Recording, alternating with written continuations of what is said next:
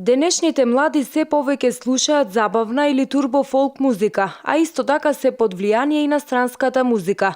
Оттаму се поставува прашањето: колку младите ги негуваат традиционалната македонска музика и игра? Според Владимир Јаневски, професор на Музичката академија, оддел за етнокорологија при Универзитетот Гоце Делчев од Штип, голем дел од нив се уште ја почитуваат и ја негуваат нашата македонска музика и вели дека тоа е традиција која се одржува од мали нозе. Факт е дека доаѓаат многу повеќе трендови и влијание во нашата држава, збориме за музичките жанрови, но факт е и тоа дека во светски рамки етното е многу популарно. Ние не можеме да избегаме од нашата традиционална култура, ние не можеме да избегаме од нашето традиционално битие.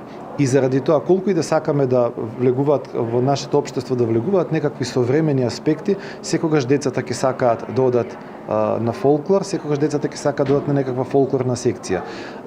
Што е добро кај нас, тој фолклор или таа традиција се одржува уште од мали нозе. Професорот Јаневски исто така вели дека традиционалните вредности, традиционалната музика и култура мора да се негуваат. На вистина Македонија како централен дел на Балканскиот полуостров, каде што низ вековите и низ годините поминувале голем дел на културно влијание, останала да биде една можеби од најбогатите земји со своето културно битие. И тогаш во тој поглед мораме и треба да ја негуваме и да ја сакаме и да ја почитуваме и никогаш да не се срамиме од нашата традиција, од нашиот фолклор и не треба тоа да го гледаме со некаков подсмев, него треба вистински да ја сакаме нашата традиција.